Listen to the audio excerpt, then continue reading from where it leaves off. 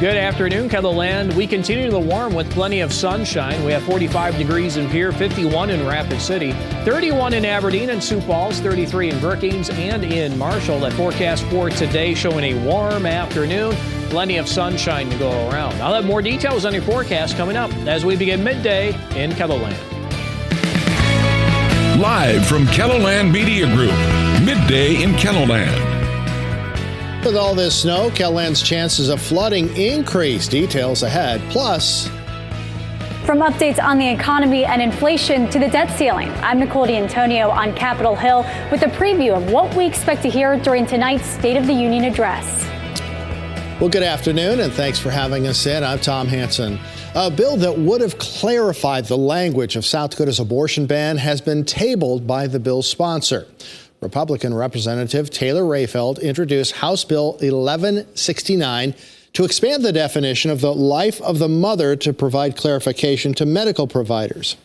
Now, as a mother and a nurse, Rayfeld said that her bill was pro-life and was meant to protect the life of the mother. But after encountering debate around the bill's language, Rayfeld asked the House Health and Human Services Committee to table the bill at this time. Rayfeld said that she plans to bring the bill next year with language that would, quote, will allow people to know what the law actually means, end quote. Well, the top two examined causes of death by the Minnehaha County coroner in 2022 were drugs and gunshot wounds. Those were 26 deaths caused by drugs examined by the Minnehaha County coroner, Dr. Kenneth Snell, and 21 deaths caused by gunshot wounds in 2022. The coroner's office also examined 14 traffic-related deaths. If you'd like to read more, you can check out this story on KELLOLAND.com. Brookings County Sheriff's Office is investigating a burglary. A business in Elkton reported that they had been broken into sometime between February 4th and 5th. Police report that an unknown number of suspects kicked in the interior door and then entered, as well as cutting off the hinges to a safe. No money or property were stolen. If you have any information regarding this burglary, please call Crime Stoppers or the Brookings County Sheriff's Office. Two people in South Dakota who purchased tickets for the Powerball lottery won $50,000 apiece. The South Dakota Lottery said that one $50,000 ticket was sold at the Hy-Vee on Minnesota Avenue in Sioux Falls, while the other was sold at Don Sinclair in Pierre. Officials say people should sign the back of that winning ticket right away and visit a lottery validation center to claim the prize. Turning now, a first look at your midday forecast with meteorologist Scott Munt. And Scott, we've got more melting going on out there. Yep, that we do. Plenty of sunshine to go around. Temperatures continue to warm this afternoon. Many locations already above average. And looks like we already have 50-degree weather in the western South Dakota. That will eventually move in the central Kettleland this afternoon. There could be some of us in eastern South Dakota pushing 40 later today. Right now in Sioux Falls, we have 33. Plenty of sunshine. West wind around 9 miles per hour. As we take a look at northeastern South Dakota, in Aberdeen, plenty of sunshine. We have a temperature of 31, a light south wind coming in at 9. Rapid City, more or less the same thing, looking at a lot of sunshine and mild. 51 degrees. We have a north wind that's a little stronger at 15 miles per hour. Over the next 12 hours on Futurecast, it's bringing back mostly clear skies. We'll have to watch maybe for a light wintry mix late in the day tomorrow, more so I think during the evening hours. Currently 36 in Yankton, 30 in Watertown, 37 in Huron, 33 in Brookings and in Marshall, 49 in Phillip, and we have the winds out of the west in many locations at 5 to 15. And temperatures this afternoon will hit the 30s, 40s, and 50s. Tonight will fall to the teens and 20s, areas of fog possible in eastern Kettleland. And once that goes away, it looks like mostly sunny to partly cloudy skies tomorrow, and another day with highs in the 30s, 40s, and 50s. I'll have more details on your Kettleland Live Doppler forecast coming up. Thank you, Scott. Well, this winter has brought with it a lot of snow, as we all know. And while it's only early February, we're looking ahead to the spring and the chances for flooding. We know we're going to have something, whether it affects the low-lying areas around the parks or things like that. But, so definitely we're monitoring it. One thing we've got in our favor is that last fall, every low spot and slough was almost dry. Instead of farmers having to drive around low spots, they were driving through them. So there's a lot of room in the ground for moisture. Prospects for spring flooding are the focus in tonight's Eye on KELOLAND at 10.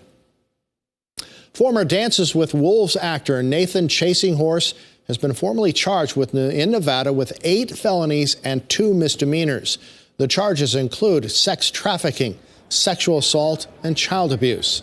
Las Vegas police say the 46-year-old sexually abused indigenous girls and women and ran a cult for 2 decades. He was arrested on January 31st near the North Las Vegas home he shares with 5 wives. Tomorrow, the judge will hear from investigators and victims and Chasing Horse's relatives before deciding whether to grant him bail. The gambling industry's National Trade Group predicts that 1 in 5 American adults will make a bet on Sunday's Super Bowl between the Philadelphia Eagles and the Kansas City Chiefs. Now, the American Gaming Association says over 50 million U.S. adults plan to bet on the game, wagering a total of $16 billion. That's more than twice the amount that was expected to be wagered on last year's Super Bowl. The group survey finds bettors evenly split, with 44% backing the Eagles and an identical 44% putting their money on the Chiefs. Well, President Biden is set to give his second State of the Union address to the American people tonight. He plans to tout what he considers economic progress with the lowest unemployment rate in nearly half a century. But a new CBS poll finds that a majority of Americans believe the Biden administration's policies are making the economy worse. Nicole D'Antonio reports from Capitol Hill. White House officials tell CBS News the president wants to strike an optimistic tone during tonight's State of the Union address. I want to talk to the American people and let them know the state of affairs, what's going on, what I'm looking forward to working on from this point on, what we've done. President Biden will highlight what he considers to be his administration's economic accomplishments, including a bipartisan infrastructure law, investments in computer chips and clean energy, and a strong jobs report last week that pushed the unemployment rate to a 54-year low. It's very important to show the American people in concrete, real terms, in job terms, in dollar terms, what we've done.